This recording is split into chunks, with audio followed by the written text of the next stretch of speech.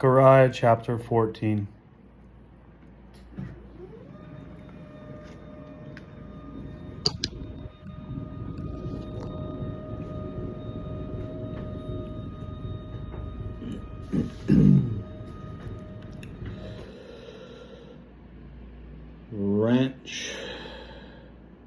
Watch, for the day of my Lord is coming, when your possessions will be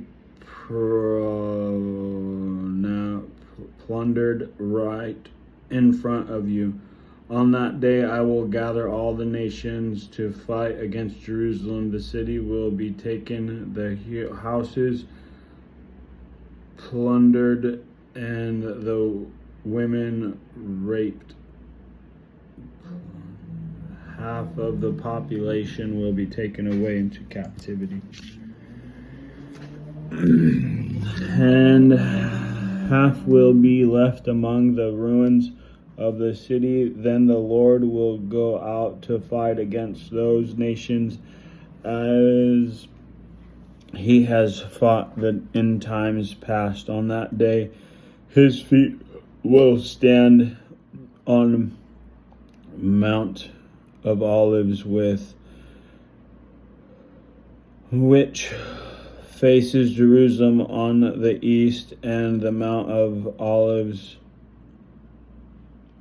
will split apart, making olives, making a wide valley running from east to west. For half the mountain will move toward the north and half toward the south. You will flee through this valley, for it will reach across to Azal. Yes, you will flee as you did from the earthquake and the days of King Uzziah of Judah. Then the Lord my God will come, and all his holy ones with him. On that day the sources of light will no longer shine, yet there will be continuous day.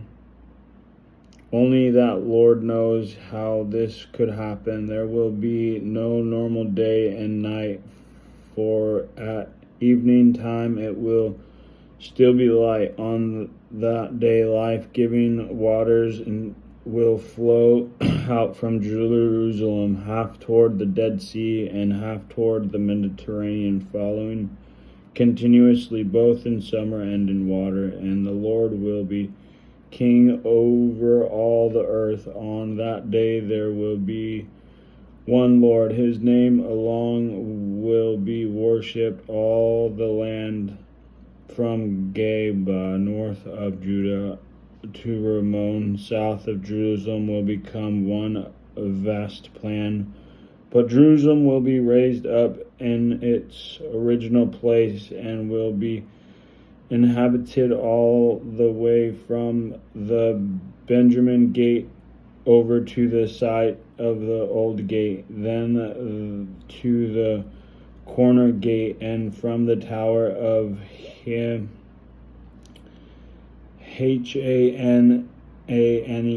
to the king's wine presses. And Jerusalem will be filled safe at last, never again to be cursed and destroyed. And the Lord will send a plague on all the nations that fought against Jerusalem. Their people will become like walking corpses, their flesh rotting away their eyes will shrivel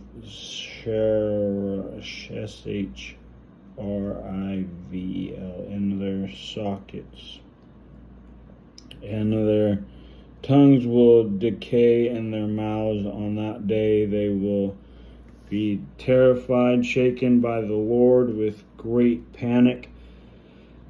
They will fight against each other in hand-to-hand combat. Judah too will be fighting at Jerusalem.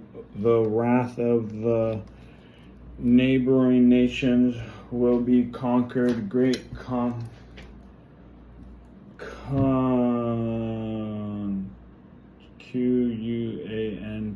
TITIES, of gold and silver and fine clothing. This same plague will strike the horses, mules, camels, donkeys, and all the other animals in the enemy camps. In the end, the enemy of Jerusalem will severe. The plague will go up in Jerusalem each year to worship the King, the Lord Almighty, and to celebrate the festival of shelters. And any nation anywhere in the world that refuses to come to Jerusalem to worship the King, the Lord Almighty, will have no rain. And if the people of Egypt refuse to attend the festival, the Lord will punish them with the same plague that he sends on the other nations who refuse to go. Egypt and the other nations will be punished if they don't go to celebrate the festival on that day. Even the harness bells of the horses, HARNESS, bells of the horses, will be inscribed with their words, set apart as holy to the Lord. And the cooking pots in the temple of the Lord will be scattered as the basins used beside the altar. In fact, every cooking pot in Jerusalem and Judah will be set apart as holy to the Lord Almighty. All who come to worship will be free to use any of the pots to boil their sacrifices, and on that day there will be no longer traders, TRADERS, in the temple of the Lord Almighty.